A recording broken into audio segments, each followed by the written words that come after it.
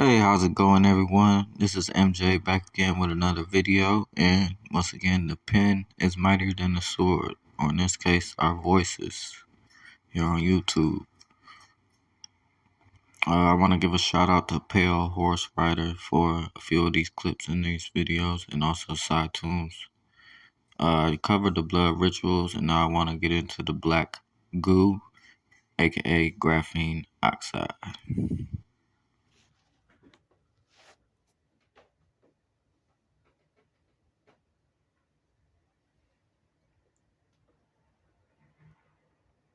Ever been bothered by an ultra-slow download? How about a phone that won't stay charged, or a cracked touchscreen? Imagine you were stranded on an island with nothing to drink. What if science came up with a way to solve all these problems with a single chemical compound that you can find, of all places, in a pencil? 1,000 gigabytes in 1 second. A smartphone fully charged in 5. Super thin, flexible, and unbreakable touchscreens. And a personal salt water filter. All this and more is possible with the Nobel Prize-winning material graphene. As early as the 1940s, theoretical studies predicted graphene to have high levels of electrical conductivity, thermal conductivity, and breakage strength. Graphene was also known to compose the subunits of the common material graphite found in a pencil. Draw a line, and groups of graphene flakes slide onto the paper, producing a mark. The problem was that no one could figure out how to isolate a single flake. Scientists tried various chemical means, resulting in nothing more than graphitic sludge. Mechanical polishing got them to 1,000th of a millimeter of graphite, but that was still about 1,000 layers of graphene.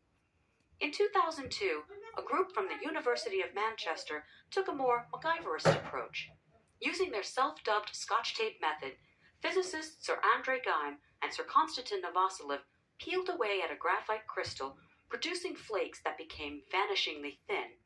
An atomic force microscope revealed their success. The elusive material finally in hand, scientists were able to see just what graphene could do. As predicted, it's an excellent electrical conductor. The free electron on each carbon atom in graphene enables movement of charge across the surface. Moreover, its thermal conductivity, or ability to transfer heat, is higher than that of copper. Mechanically, the strong bonds between carbon atoms and the inherent stability of an hexagonal array combine to produce the strongest material known to man. Nonetheless, the bonds of graphene retain remarkable flexibility.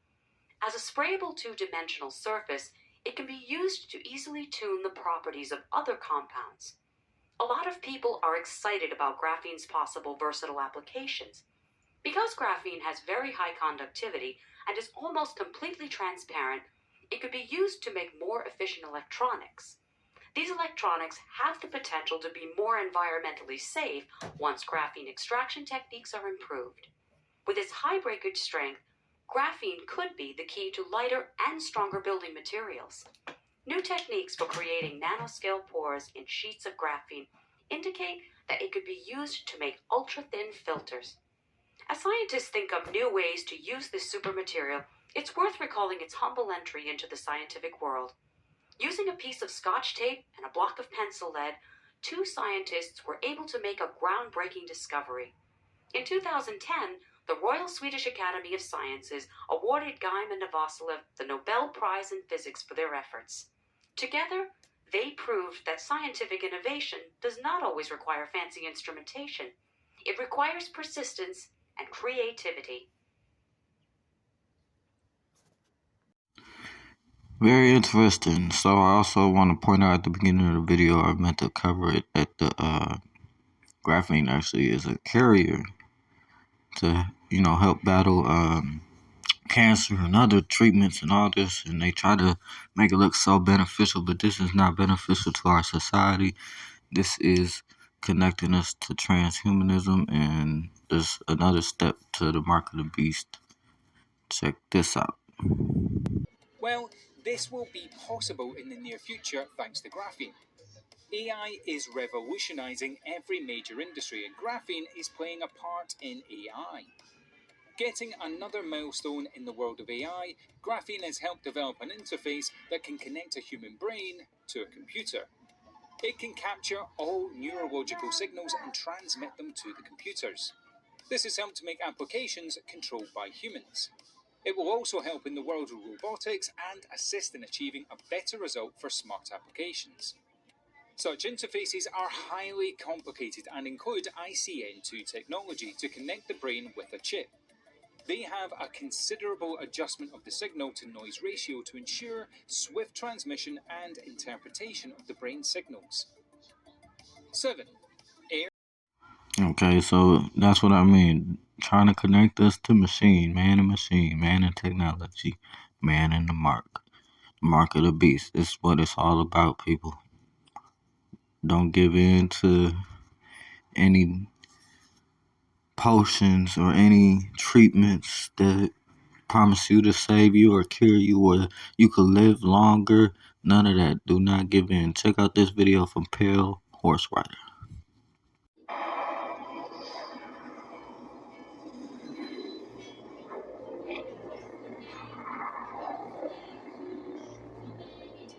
The stronger the magnetic field is, the closer together the spikes form.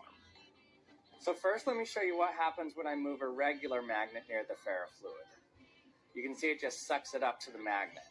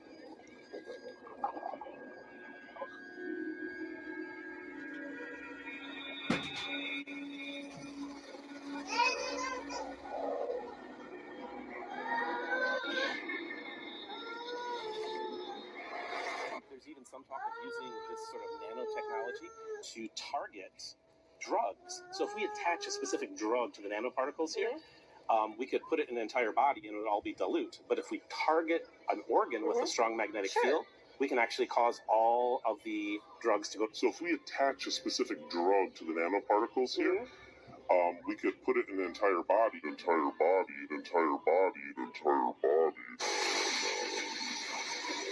What's it doing to him? It's changing him. Into what? There could be a magnet used so that we could target that stuff using the tiny nanoparticles. Wow. And then take the field away. It disperses throughout the body. So it's something people are working on.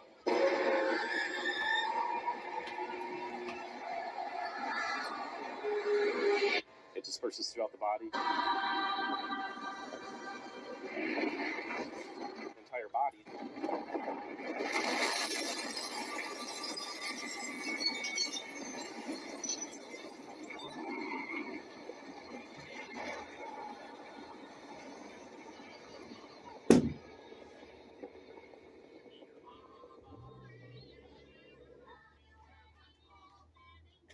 But Miles takes me down to the banks of the River Thames near Vauxhall Bridge, in front of the landmark headquarters of Britain's Secret Service.